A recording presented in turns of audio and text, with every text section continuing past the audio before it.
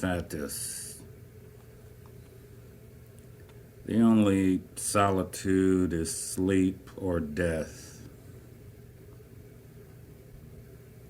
We were not clever enough, kind to others and cruel to self, when self asked for mercy and was denied. The holiest privacy remains waiting on us, and all that was misunderstood or abandoned will come together. Let my failure be your fortune. This that was broken in careless error, let it be known that to know your own death is to die twice, once really and then hardly at all. Let it be known that there is nothing as ugly in all its tangents as the human beast, a trick set against the blood of your soul.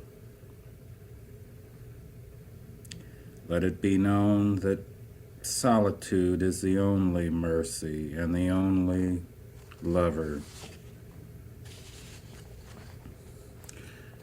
Let it be known that a man need not be Christ to be crucified.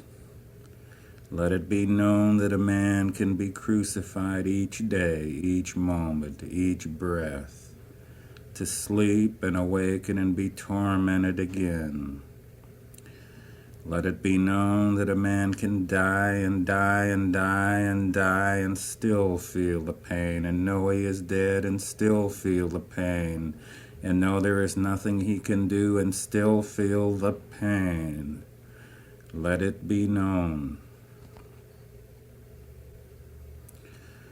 Let it be known that the temples are nothing, and the bells are nothing, and fame is nothing, and victory is nothing, and sex is nothing, and that solitude brings madness, and the crowd brings madness, and drinks and eats the body like a tiger,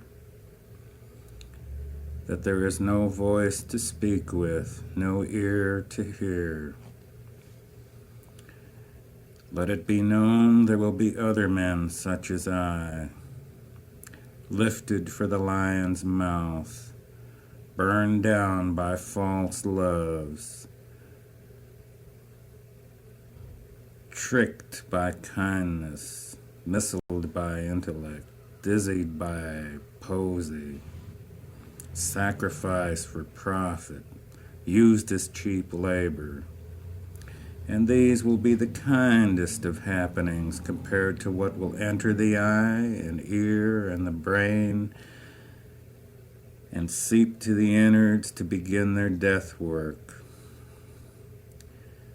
I pity all such brothers of mine who will follow me in the centuries, unable to love because there is nothing to love, unable to kill because there is nothing alive, forever hanging and bleeding and dizzied by the beast human, the walls, the gardens, the sun, the flowers, the kisses, the flags, the seas, the animals, the food, the liquors, the paintings, the symphonies, all uselessness.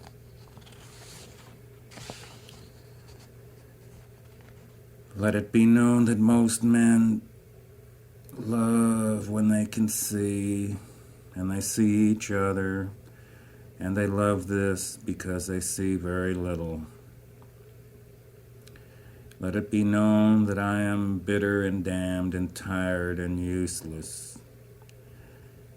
Let it be known when the final hope goes, there remains but a staring at the dance and a watching the feeble intercourse of the idiots with very little note-taking.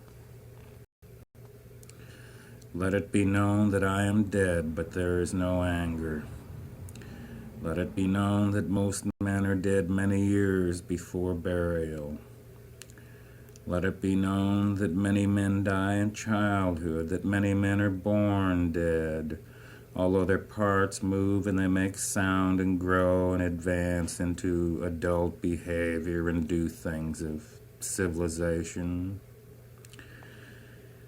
Let it be known that these men never existed and that their funerals were extreme farce, and also the dead tears for the already dead. Let it be known that the worms themselves were nearer to truth and that they did not cry. Let it be known that birth is not holy, that death is not holy, that life is not holy.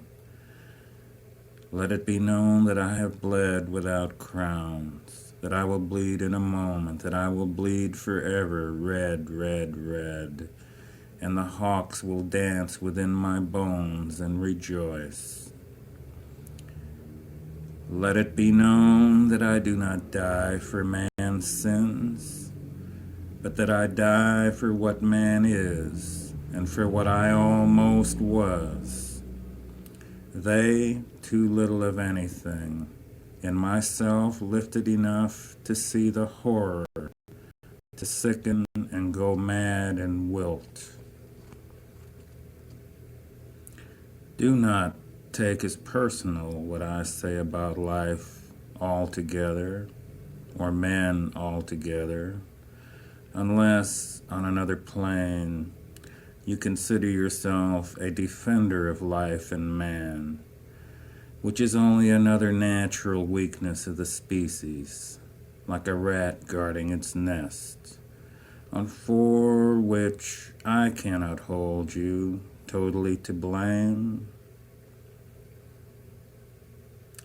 The only solitude is death, but not this death, not this death, not this death.